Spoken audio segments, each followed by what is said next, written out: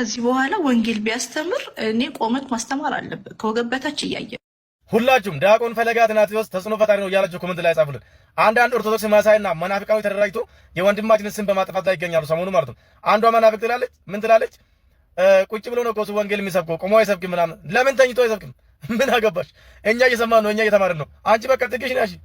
ዘመድኩን በቀለ ዲያቆን ፈለገ አትናቴዎስን አስጠነቀቀው። ሰው መሳይ በሸንጎ እንዴት ይዘገንናል? በማርያም አንተን አጀንዳ ማድረግ አልፈልግም። ከቻልክ ተደበቅ። አንተና መሰሎችህን በቀንና ሜዳ ፋለማቸዋለሁ። ስትበልጧቸው ማይወዱ ሰዎች አሉ። ከእንደዚህ አይነት ሰዎች ራሳችሁን አርቁ። ተወዳጆች ምንም ማንቆለባበስ አያስፈልጉም። ስትበልጧቸው የሚከፋቸው ሰዎች ካሉ፣ ስትበልጧቸው ራሳቸውን የሚያዞራቸው አረፋ የሚደብቃቸው ሰዎች ካሉ እመኑ፣ ከነዛ ሰዎች ራቁ። ሰላም ጤና ይስጥልኝ። እንዴት ሰንብታችኋል? በመላው ዓለም የምትገኙ ወደ ዮሐብ ሚዲያ ተከታታዮች ዛሬም እንግዲህ በተለያዩ መረጃዎች እና አስተማሪ ፕሮግራሞች ወደ እናንተ መጥቻለሁ።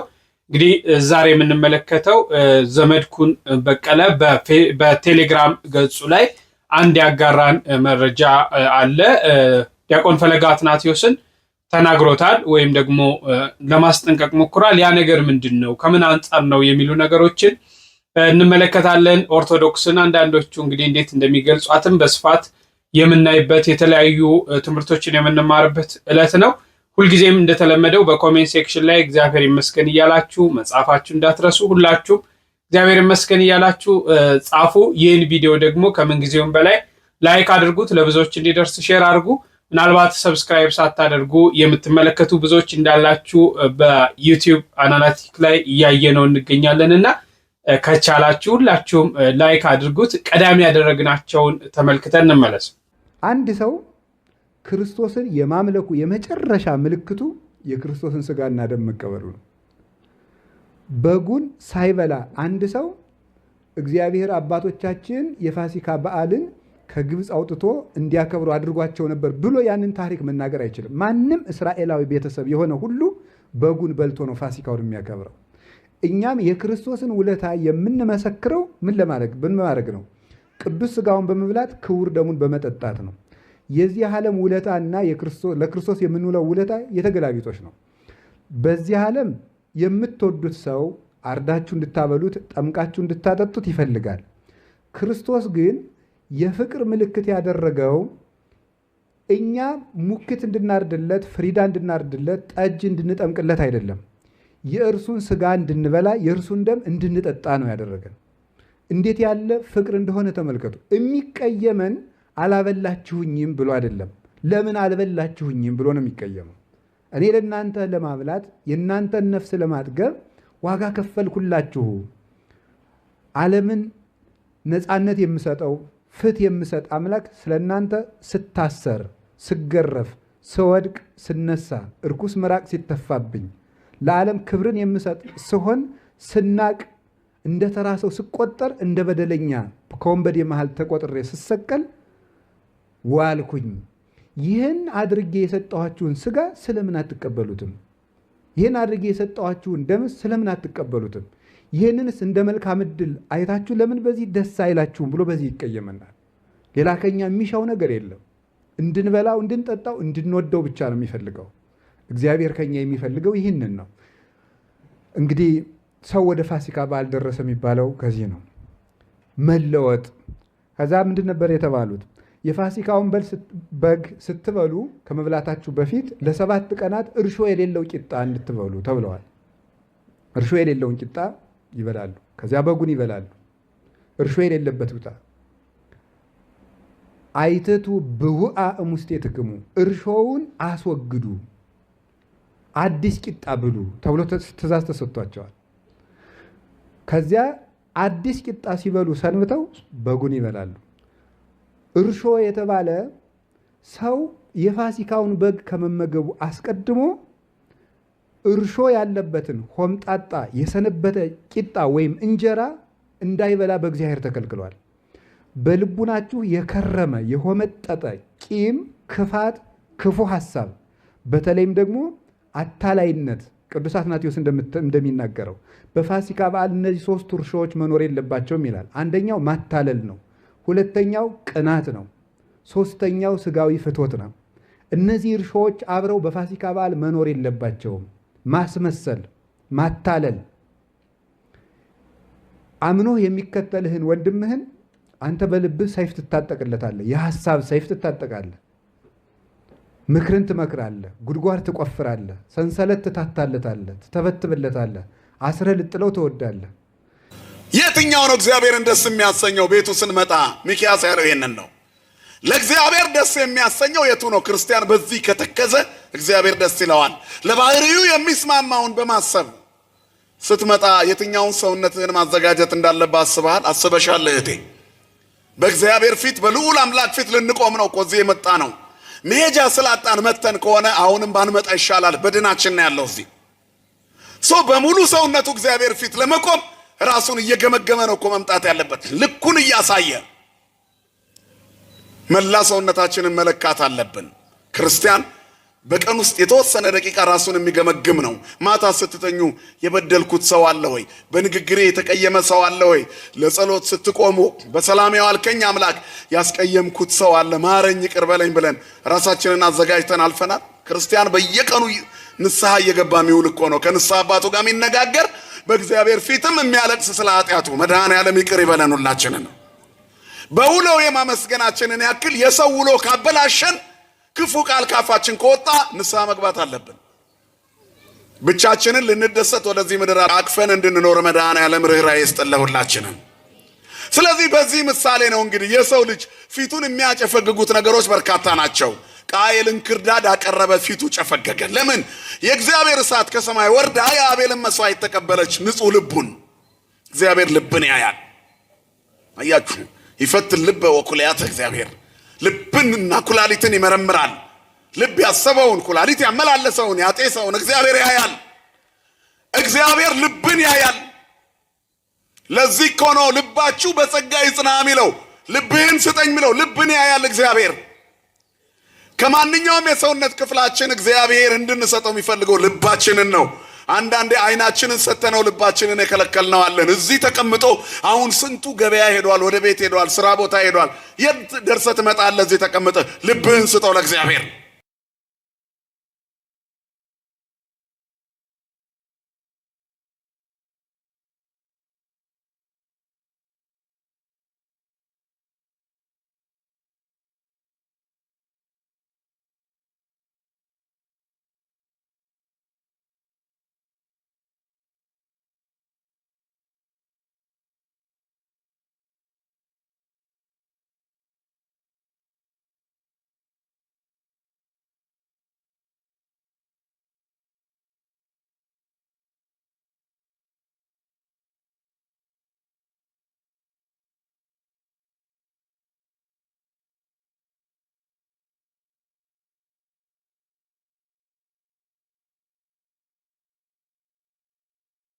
ስለ ፈረንሳይ ስለ እንግሊዝ ኳስ ተጫዋች እስከ ጫማ ቁጥሩ እያጠና ጻድቃንን ሳታውቅ አሁን ያ ጫማ ቁጥር መጥቶ ከጦርነት አዳነ።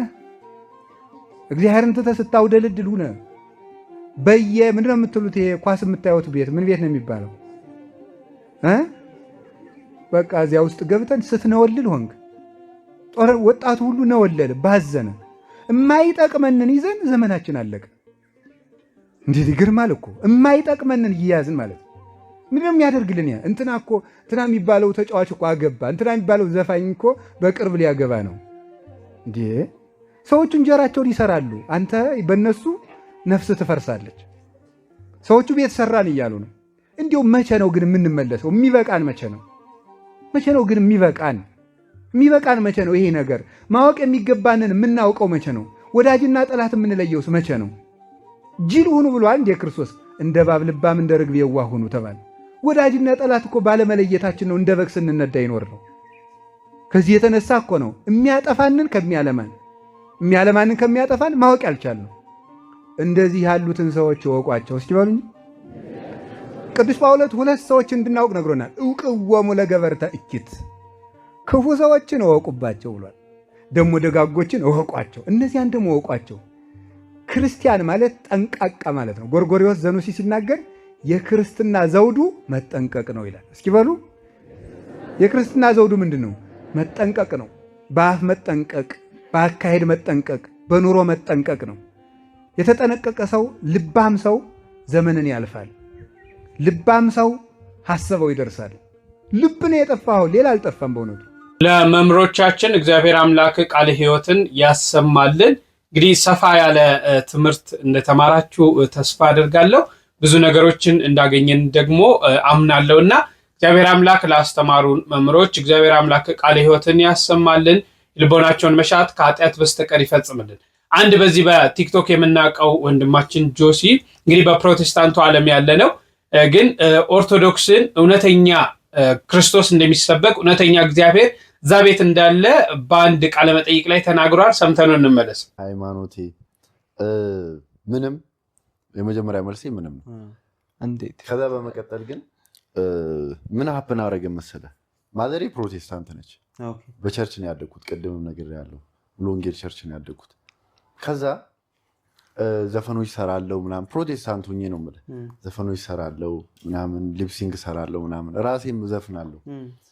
ያ እንግዲህ ልክ አይደለም። ሶ ላይቭ ላይ መንፈሳዊ ወንድሞችን አገኘውና መጠያየቅ ጀመርኩኝ። ላይቭ ላይ ስጠያየቅ ምናምን በቃ የኦርቶዶክስ አስተማሪዎች ናቸው። ትክክለኛነቱ አመዘነብኝ። እኔ የማውቀው የኦርቶዶክስ ስርዓት አለ።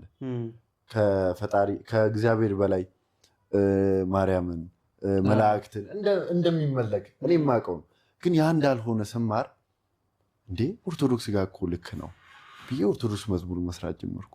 ኦርቶዶክስ ወንድሞች ኢቭን የልደቴ ቀን ያከበርኩት ቤተክርስቲያን ነው፣ የካው ሚካኤል እዛ ነው ያከበርነው። ከዛ ምን ተፈጠረ?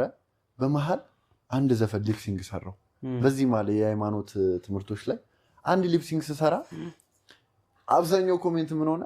ኦርቶዶክስ የሆነው ለዘፈን እንዲመቸው ነው።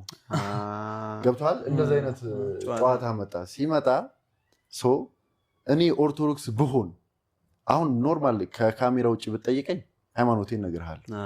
ካሜራ ላይ ግን ለመሰለ እኔ አንድ ሃይማኖት ስጠራ በእኔ አንድ ተራ ሰው ያ ሃይማኖት ስንት አባቶች አስጠብቀውት የቆየ ትልቅ ሃይማኖት እንዲሰደብ አልፈልግም። እኔ ዘፈን ስሰራ ኦርቶዶክስ ፈቅዳለት ነው የዘፈነው እንዲባል አልፈልግም። ስለዚህ ሚዲያ ላይ መልሴ ምንድነው? ምንም ነው የምለው። ግን ትክክለኛው ኦርቶዶክስ እግዚአብሔር እንደምታመልክ አውቄበታለሁ። ኦርቶዶክስ ክርስቶስን እንደምትሰብክ አውቄበታለሁ። ዩቲዩብ ላይቭ ላይ አኬ የሚባል ወንድም አለና ጠይቄዋለሁ። ዘፈን ኃጢአት ነው ጭፈራ ኃጢአት ነው ብዬ ጠየቅኩት። እኔ እንኳን መስፈን ይቅርና አላዳምጥም አለኝ። እንግዲህ ትክክለኛ የኦርቶዶክስ አስተምሮ ይሄ ነው። መዝፈን አይደለም መዝፈኑ ይቅር አላዳምጥም፣ ምክንያቱም ከክርስቶስ ያርቀኝ። የተወዳችሁ ውድ ቤተሰቦቻችን እንዴት አላችሁ? ይህንን መረጃ በደንብ አድርጋችሁ ኮፒ ሊንክ እና ሪፖስት በማድረግ ትክክለኛው የኦርቶዶክስ አስተምሮ የትኛው እንደሆነ ገሃድ እንግለጥ።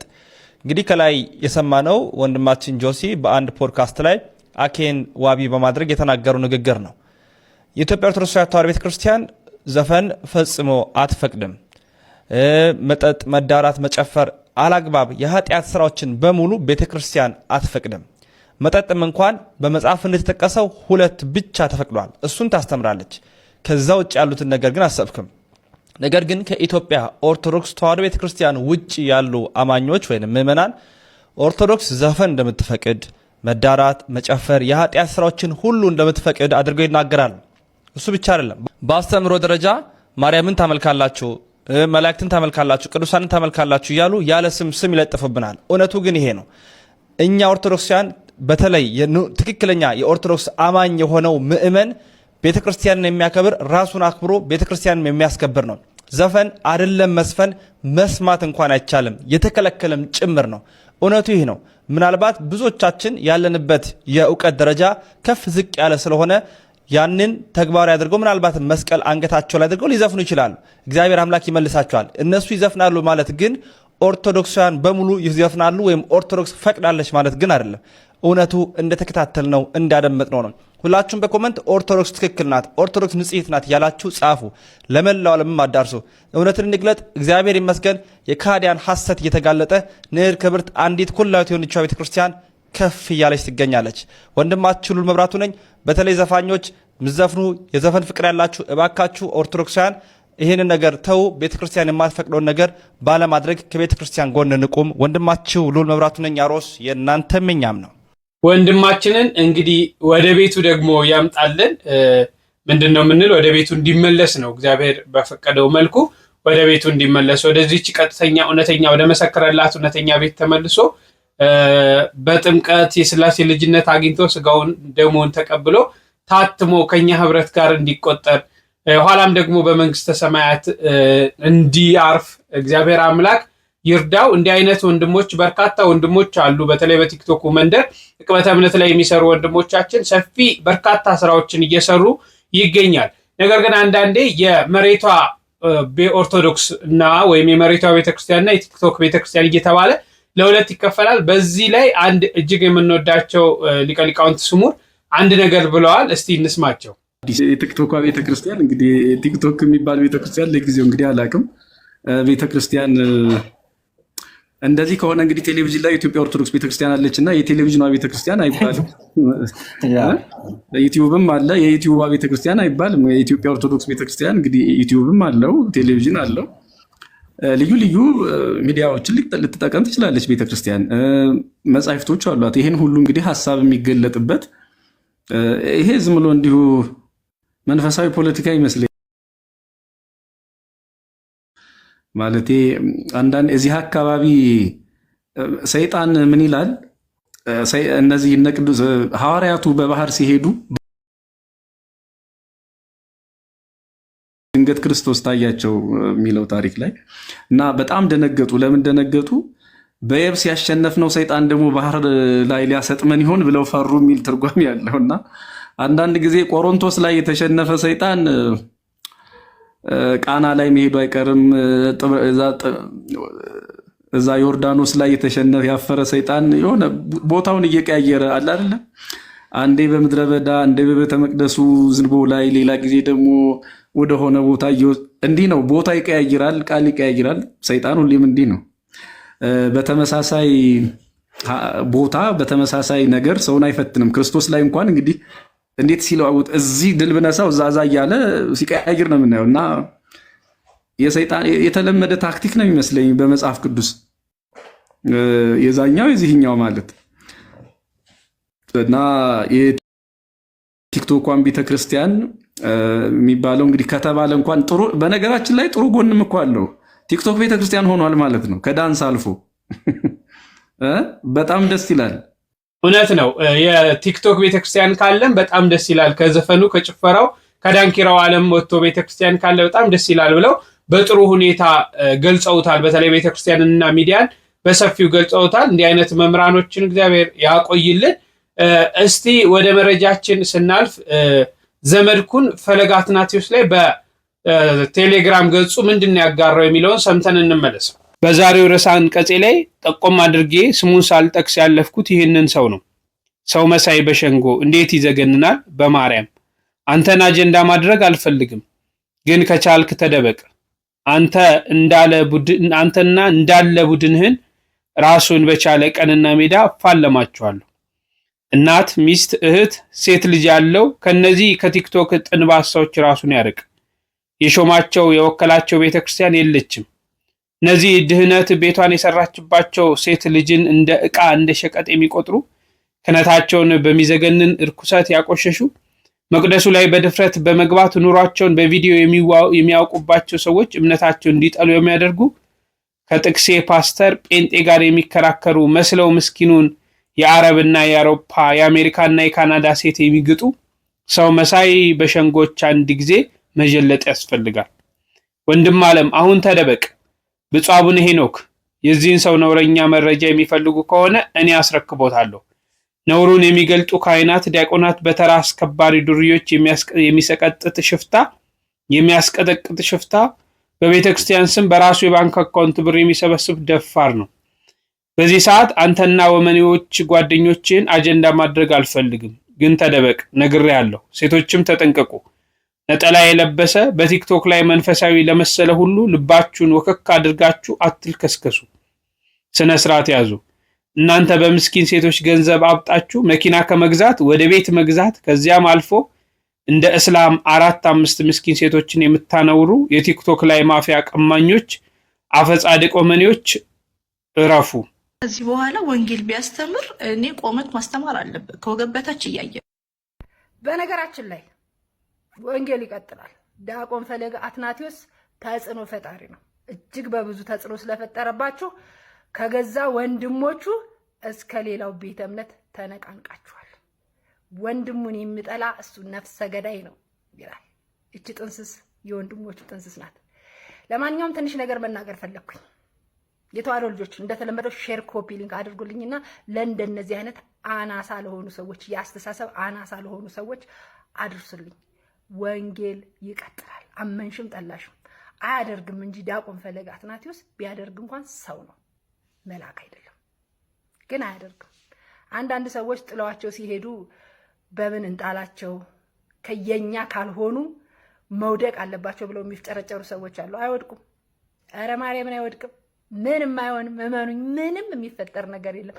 አውርታችሁ ህሊናችሁን አፋችሁን አቆሽሻችሁ ትቀራላችሁ። ዛሴት ምንም ይመጣ ነገር የለም። ከዛ ስቀጥል ስርዓቱ መምህር ዘመድኩን ሰርች አድርጎ የሱን እንትን ሲል መምህር ዘመድኩን ብርቅዬ የተዋሕዶ ልጅ ነው። ማውራት ያለበትና የሌለበትን የሚያውቅ ነው። የኔ እናት እንዳለመታደል ሆኖ እኔና እንጂ ቲክቶክ ላይ ተገኘን እንጂ እኮ እኛ ቤተክርስቲያን የምንሄድበት እድሜያችን ነበረ። ቁጭ ብለሽ ሰው ታሚያለሽ፣ አይደብርሽም? ዩላባ ኦርቶዶክስ እውነትሽና ትወጃለሽ። ለማንኛውም ይኸውላችሁ እዚህ ላይ የምታወቁ ሰዎች የመዳን ቀን ዛሬ ነው፣ ንስሐ ግቡ። ዲያቆን ፈለገ አትናቴዎስ ዛሬም ነገም ተጽዕኖ ፈጣሪ ነው። ወንጌል ይቀጥላል። የተዋሕዶ ልጅ ከጎንህ ነን፣ እንወድሃለን። ዲያቆን ፈለገ አትናቴዎስ በርታልን፣ ወንድማችን መምህራችን፣ የምር እንወድሃለን። ሁላችሁም ዲያቆን ፈለገ አትናቴዎስ ተጽዕኖ ፈጣሪ ነው እያላችሁ ኮሜንት ላይ ጻፉልን። አንዳንድ ኦርቶዶክስ ማሳይና መናፍቃኖች ተደራጅቶ የወንድማችንን ስም በማጥፋት ላይ ይገኛሉ። ሰሞኑን ማለት ነው። አንዷ መናፍቅ ትላለች፣ ምን ትላለች? ቁጭ ብሎ ነው እኮ እሱ ወንጌል የሚሰብከው፣ ቆሞ አይሰብክም ምናምን። ለምን ተኝቶ አይሰብክም? ምን አገባሽ? እኛ እየሰማን ነው፣ እኛ እየተማርን ነው። አንቺ በቃ ጥግሽ ነሽ፣ ተኝቶ ይስበክ ከፈለገ። ግን አንድ ነገር ማወቅ ያለባችሁ ተጽዕኖ ፈጥሮባችኋል፣ አልቻላችሁትም። እግዚአብሔር ጸጋውን ያብዛለት አሁንም እና ውሾች በዛ ቢጮ ምንም ያመጡት ነገር የለም። ወንድማችን በርታልን። እንግዲህ የተከታተላችሁት ዘመድኩን በቀለ በኦፊሻል የቴሌግራም ገጹ ላይ ያጋራው ጽሁፍ ነው። እኔ ብዙም ጽሁፉን እንኳን አልቀበለውም። ምክንያቱም ትላንት የነበረ ማንነት ቢኖር እንኳን ትላንት የነበረ ማንነት ዛሬ እያነሱ ያለውን ነገር የሚሰሩ በጎ ስራዎችን አንዳንዴ መሸፈን ጥሩ ነው ብዬ አላስብም። በራሴ መልካም ነው ብዬ አላስብም። ምናልባት እነዚህ ወንድሞች ከኋላ ችግር ሊኖርባቸው ይችላል። ማንም ኃጢአት የሌለባት ቢኖር ይውገራት ነው ያለውና ሁላችንም በየራሳችን ፊና ኃጢአት ክፉ ስራ ሊኖረን ይችላል። በመመካከር ነገሮችን ተው በማለት ማስቆም የሚቻል ይመስለኛል። ምናልባት ይህን ያህል መንገድ ካልተኬደና ያለውን ችግር ለማስቆም ባልሞከርንበት ሁኔታ ያሉ መልካም ስራዎች ያሉ ጥሩ ስራዎች እየሰሩ ያሉት በተለይ እነዚህ ወጣቶች በተለይ በዚህ ታይም ብዙ የወጣቶችን ህይወት እየታደጉ ያለ ይመስለኛል። በእርግጠኝነት ብዙ ነፍሳትን ወደ በረቱ እየጨመሩ ብዙ የተጨነቁ በርካታ ያለቀሱ በርካታ ያዘኑ ሰዎች መጠጊያ የለንም ብለው ያሰቡትን ሰዎች በክርስቶስ ቃል ሲጠግኑ በብዙዎች በዚህ በቲክቶክ መንደር እንመለከታለን። ይሄ የአደባባይ ሀቅ ነው፣ ልንክደው የማንችለው ማለት ነው። እነዚህ ነገሮች ክሬዲት መስጠት ያስፈልጋል ብዬ አስባለሁ። እና አንዳንዴ ሰዎች ላይ ችግር በሚታይበት ሰዓት ቀጥታ ሰዎችን አታክ አድርጎ ለማጥፋት ከመጓዝ ይልቅ እነዚህ ሰዎች በምን አይነት ሁኔታ መክረን ወደ ቤቱ ልንመልሳቸው፣ ከኋላቸው ያለው ችግር በዚህ ዙሪያ የሚጠቀሟቸው ነገሮች ካሉ እነዛን ነገሮች በምን እናስቁም፣ ይሄ ጥሩ አይደለም ብለን መልካም ነገሮችን በምን እንስራ ነው እንጂ ጠልፈን የምንጥላቸው ከሆነ በእውነት ብዙ የቤተክርስቲያን ሊቃውንት አሉ፣ አይካድም። እነዚህ ሊቃውንቱ ግን አውደ ምሕረትን እየጠበቁ ነበር ለቤተክርስቲያኒቷ መልስ የሚመልሱት። ዛሬ ዘመኑን በመዋጀት ደግሞ ዘመኑ ባመጣው ቴክኖሎጂ ዘመኑ ባመጣው መሳሪያ ተጠቅሞ ቤተክርስቲያንን እያስከበሩ ቤተክርስቲያን ምን ያህል መልስ እንዳላት ቤተክርስቲያን ምን አይነት እውነተኛ እንደሆነች ክርስቶስን እንዴት በእውነት መንገድ እንደምትከተል ማንንም እንደማታመልክ ከክርስቶስ ውጪ ቤተክርስቲያን ብዙ ኮተቶች አሏት ብለው ለሚያነስቡ አካላቶች ኮተት እንደሌላት ይቺ ንጽሕት ቅድስት የተዋሕዶ ቤት እንደሆነች እየመሰከሩ እንዳለ ማመን ያስፈልጋል። ሊቃውንቱ ያላገኙትን መድረክ እነዚህ ሰዎች እያገኙ ነው። በደንብ መመልከት ያለብን ዛሬ አንድ ቤተክርስቲያን ላይ አንድ ዕለተ ሰንበትን አንድ ቤተክርስቲያን ብንሄድ 1000 2000 ሰው ራሱ ይገኛል ብዬ አላስብም። 500 ሰው 600 ሰው ቢገኝ እነዚህ ልጆች ግን ከሺዎች በላይ 3000 4000 5000 10000 የሚደርሱ ሰዎች በቤታቸው ቁጭ ብለው በዚህ ፕላትፎርም እየተከታተሏቸው ቤተክርስቲያን ምን እንደሆነች እየገለጡ እንደሆነ መካድ አያስፈልግም።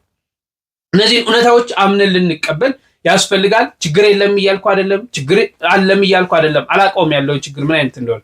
እነዚህን ችግሮች ግን በቤታችን ዘግተን እርስ በርስ በመዋደድ በወንድማዊ ፍቅር በመተቻቸትና በመዘላለፍ ለዲያብሎስ በርን በመክፈት ሳይሆን በመነጋገር መፍታት ይቻላል የሚል እሳቤ አለኝ።